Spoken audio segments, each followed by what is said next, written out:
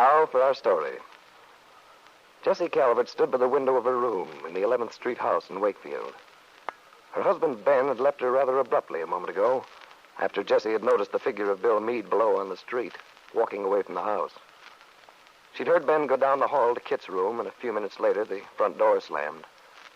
Jessie knew that Ben must have followed Bill with the intention of bringing him back, delivering him to his daughter.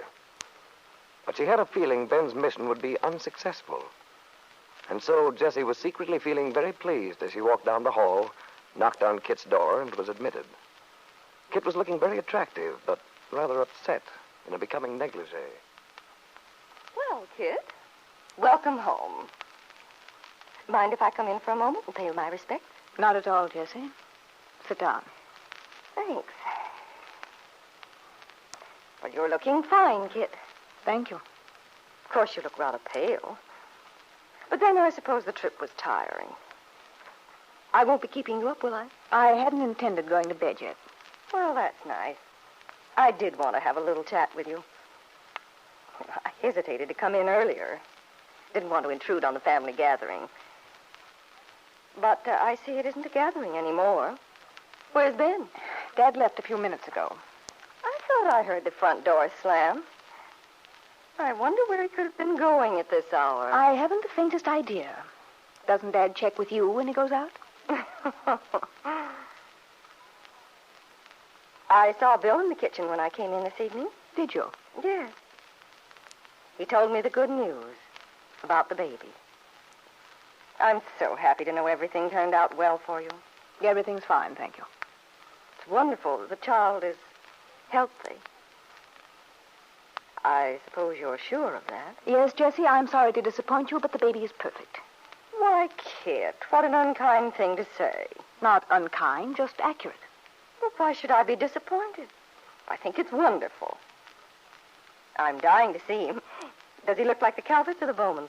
He looks like the Meads. Oh, that's nice. Bill's a good-looking boy. Well, I'd love to see the child. He's asleep. Well, I can see him in the morning.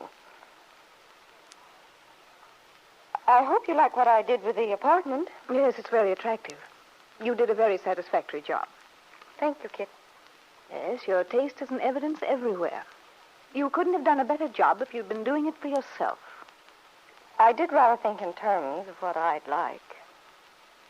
I was sure our taste would be similar. Well, it certainly was a surprise to me when Bill told me about the baby. After your wire, it said nothing about it. I wanted it to be a surprise. Well, it was. Ben must have been absolutely flabbergasted. Naturally, Dad was very pleased. I don't imagine he's been given much encouragement at home. Encouragement? What do you mean? I mean, Jessie, I doubt that you helped him to think that things would come out as he hoped. Well, I didn't want him to have any false hopes, if that's what you're getting at. And, of course, after he talked to you on the phone, it looked pretty dubious. Well, I knew it was time for the baby by then, and the baby was already born then, Jessie. I simply thought it would be fun to surprise Dad, as I told you. How old is the baby, Kitt? He's nearly a month old. I see. And did you have much trouble at the hospital? Nothing spectacular. Everything was quite usual. It must have been a nice vacation for you out there in California while you were waiting. All your friends. I didn't look up my friends while I was there. I see. I didn't feel much like seeing people. Oh, that's too bad. Well, it might have been fun to see some of them. That wasn't my purpose, if you'll remember. No, I suppose it wasn't. Well, you'll be feeling better after you've been home a while. Better? I'm feeling quite all right now. Oh, I just meant... Well, Kitt, you seem jumpy, nervous. Well, that's silly. It's just that being on a train for several days with a new baby is not very relaxing. Otherwise, I feel very fine. Oh, it's funny. I can't quite get used to this. You did come home, after all. Of course I did. I told you I would. Well, I thought you might think better of it. After what I told you. You mean that night you and Dad turned up at Malibu? The night of the storm? Yes. Well, I'm afraid, Jessie, you have a tendency to overestimate your powers. Now, why should I have paid any attention to all that nonsense you gave me? I knew it was just a pack of lies. What makes you so sure of that? For one thing, I know your background. You haven't been conspicuous for sticking to the truth. And I haven't forgotten your method of becoming Mrs. Ben Calvert. Well, the fact remains, I am. Yes, you are. And much good may it do you. I'm afraid you've made a great mistake this time, Kitt. I wasn't talking nonsense, as you call it. You'll find that out quite soon. Will I?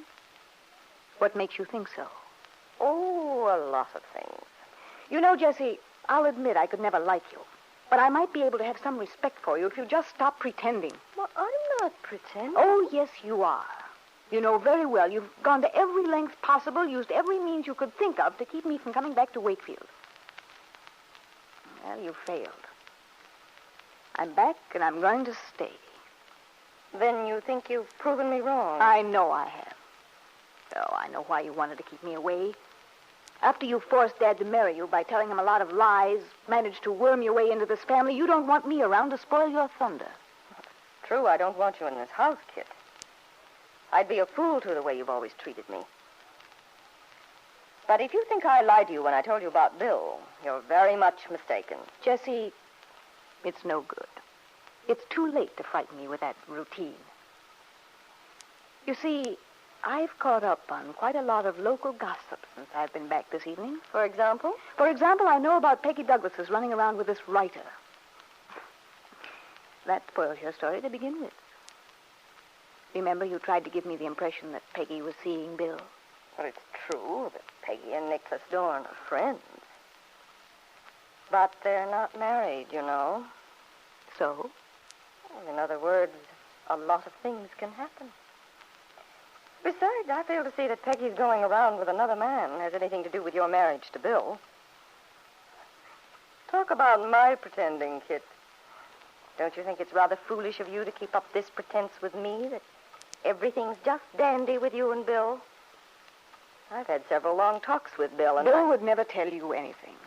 Well, maybe he doesn't confide in me. But Bill's not very good at deception. I can read a lot between the lines from the things he doesn't say.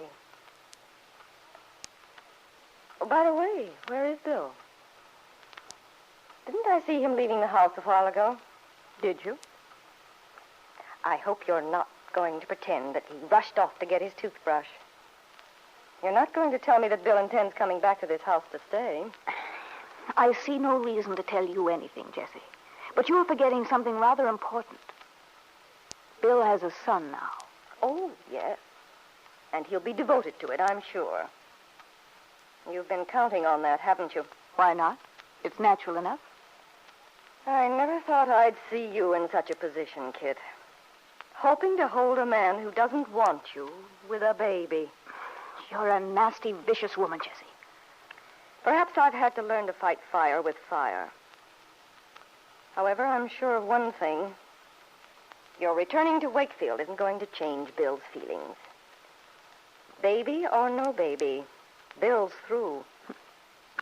You've got it all figured out, haven't you? You bet I have. And not by guessing, either. I happen to know that Bill wants a divorce. He can't take the beating you've given him indefinitely. And when a man like Bill finally realizes he's been taken for a ride, he does something about it. Something definite. Kitt made no answer. And Jessie went out, closing the door after her with exaggerated gentleness. If Kitt Meade had been the sort of woman who wept, she would have wept at that moment, from fury, frustration, and bitterness. She'd risked so much, gone to such lengths with the hope of saving her marriage to Bill. She'd counted so on this triumphant return with a baby son. But now, if the baby failed, if the fact that Peggy Douglas was interested in another man had no effect on Bill, what more could she do?